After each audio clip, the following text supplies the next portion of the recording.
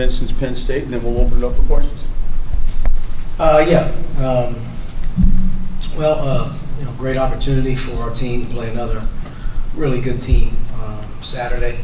We've been in the midst of a pretty tough grind here with non-conference and then mixing in conference play. So the games have obviously been very, very intense, and we've had to find a way, in a couple of them to make some plays to win. And Louisville's a really good team. Chris has done a great job taking over. You can really tell the identity over the last 3-4 games, how they've improved with the competition level they've went at. They're playing very confident right now. They're a physical, offensive team inside. It does a great job with their pace and execution. And defensively, you can tell they're getting better. They play hard, they play a lot of guys.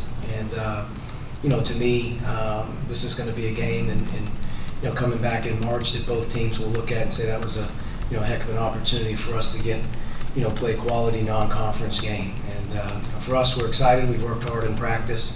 We're trying to get better in a lot of different areas as we normally do.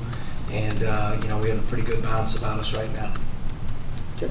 First question for Coach. Andy? Since Chris coached with your brother at Xavier, when did you first get to know Chris, and how would you describe his approach to coaching? Well, I've got to know Chris over the years. He was at Wake Forest with Skip Ross there while I was at NC State, and those guys do a tremendous job. Really respected him, and then as he got intertwined with my brother Sean at Xavier in their time there, they had unprecedented success. He had a lot to do with that, not only recruiting but coaching. And then as he took over Xavier, we were in the Atlantic 10 together for a brief time, and they moved to the Big East. And Chris has put his mark on, his own mark on things. He has a very, very great offensive mind. Their execution, the way they get guys shots, the way that they play, is very, very, very, very sharp. And defensively, I think they've stayed with sort of that man-to-man pack line principles that we all sort of coached in. And clearly, as he's inherited Louisville, he's trying to again put his stamp on it. But he's a fantastic coach. He's done a great job everywhere he's been.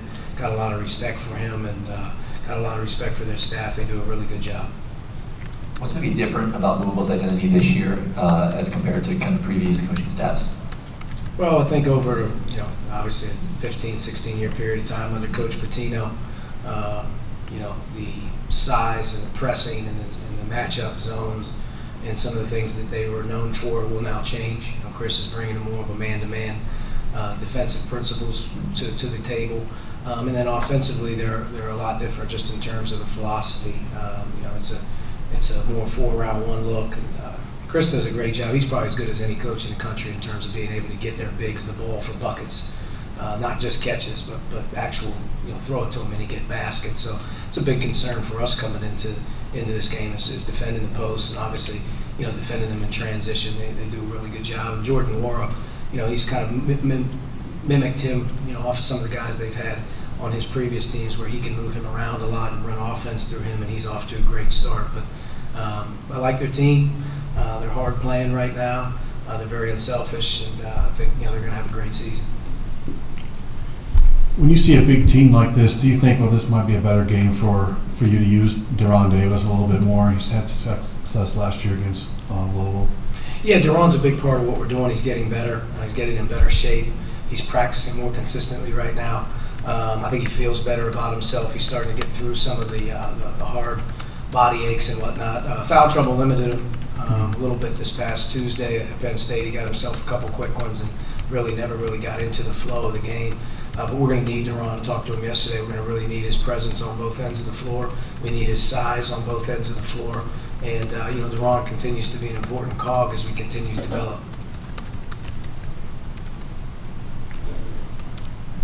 Just defensively with you guys, I think you've held all but one opponent under a point per possession. I guess where are you maybe a month into the season defensively? Like, are you on the track maybe you want to see you guys, a month in, or I guess where's the next step defensively for yourselves? Well, just getting cleaner with our system, making less mistakes, off the ball, continuing to get our young guys more experience against different types of offenses, which they haven't seen before. So, as we continue to evolve, getting cleaner with our rules and principles, where we don't have to, explain everything or scout everything that we do. It's kind of a habit. So we're not we're not that sophisticated yet, I don't think, as a group, as a unit with our system, which takes time. You need more time to keep going. Our base stuff is better than it's been a year ago at this time. If you look at our numbers a year ago at this time through about the same amount of games, it's a drastic difference just in terms of the ability to defend for longer stretches, be more organized in the half court, have positioning more, and we're better there. So we still have a long way to go, though. I mean, I think, as teams develop offensively, they develop defensively too. We have to continue to grow. We have to continue to be better on the ball. At times we're not as good as we need to be on the ball. A lot of that's due to just, sometimes there's young guys on the floor, or sometimes there's guys coming in off, injury that aren't, just like Zach. A guy like Zach right now doesn't have quite his feet under him like you've seen him in the past. So he's working back to get his game repetitions back as well. But we're able to play more guys, I think. We're able to have a little deeper team where we can play harder for stretches.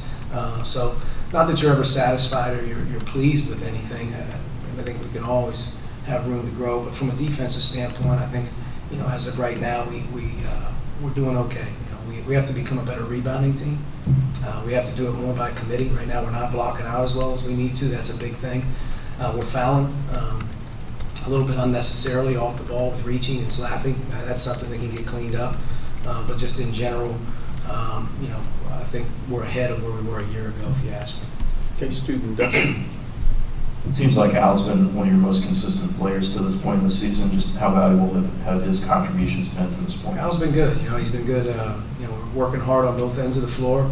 He gives us an added weapon, three-point shooter, and he's shooting the ball really well. He's an attacking guy off the bounce, can make plays. Need him to be on the floor more defensively, where he's not, getting beat or reaching or fouling. He had a couple unnecessary ones, I think, last weekend against Northwestern that limited his minutes. But he's a big piece. He can play both guard spots for us. He can defend both guard spots for us. He knows what he's doing. He's our best communicator. He's one of our loudest talkers. So he's a very valuable part of what we're doing. Justin. I actually would have to ask more about Al as well, I guess, just to play off of that. I mean, where have you seen him evolve from a year ago? He obviously wanted to change a lot about his game, improve a lot about his game. What's better now than you saw from him? He's a stronger player physically. He's not as light. He's heavier than he was a year ago. I think that helps him. He's a more confident shooter than he was a year ago. I think he feels really good about his confidence level offensively. Scoring the ball at all three levels, he can do that for us. So he's a guy that can make plays for us. So I think he's more confident, and he understands what we're looking for. He's I hate to say a veteran, he's only a sophomore, but he's a veteran guy for us. He's a second-year player under our group, and like I said before, he talks, he communicates.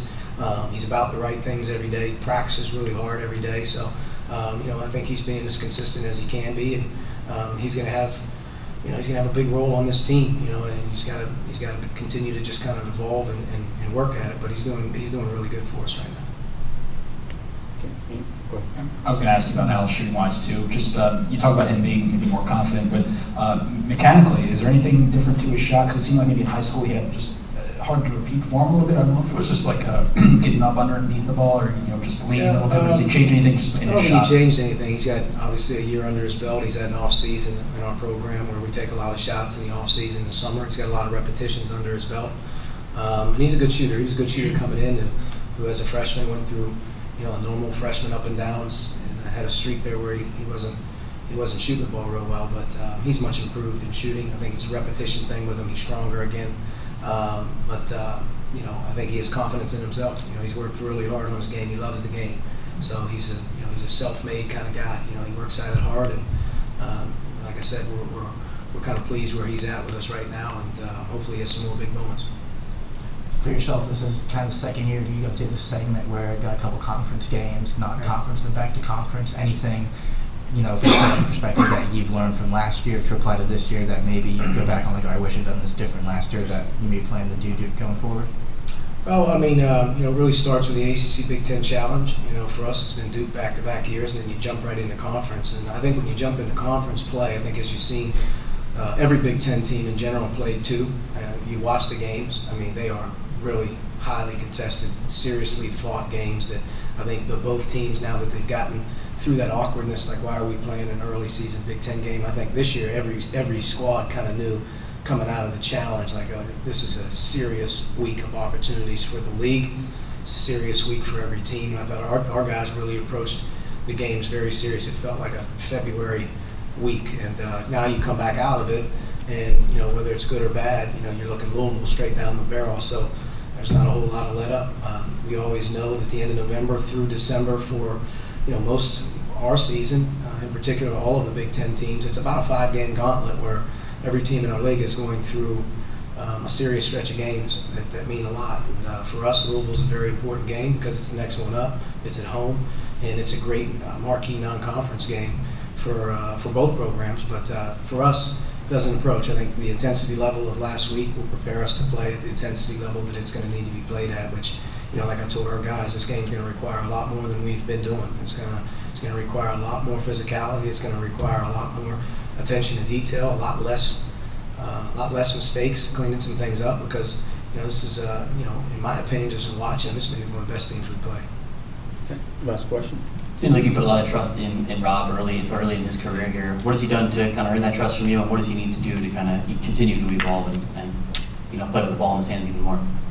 Well, Rob's done a good job. He's a freshman that's playing a lot of minutes. It's going through high-intensity games. It's not like he's getting cupcakes out there every day. I mean, he's going against seniors. He's going against good systems. He's going against really good players. And, he's taken advantage of the opportunity. Some early season injuries have thrust him into a big role. I don't think he's done anything to, sort of pull back off of that. He was tremendous at Penn State in that last 8 minutes. We really needed some guys to step up and make some plays, and he did, with that last 7 points or whatever he got for our team. He was terrific at the end, and just trying to get Rob to be a lot more aggressive. Don't play it as safe. I think sometimes when you play a little bit safe, the ball sticks a little bit, and I think we're trying to get Rob in particular to move the ball, make guys better when he attacks the paint. Obviously, that's his best ability is north-south, and he's a really good shooter that, to be honest with you, hasn't gotten a lot of clean looks here of late. I'm hoping that he can continue to be a guy from behind the three-point line that we count on, because he's a good shooter as well. But Rob's done a nice job through 9 games in his college career against the schedule that we've played and the minutes that he's handled. He's done a good job on both ends of the floor for us. All right, Coach, thank you. All right, thanks. Thank you, Coach.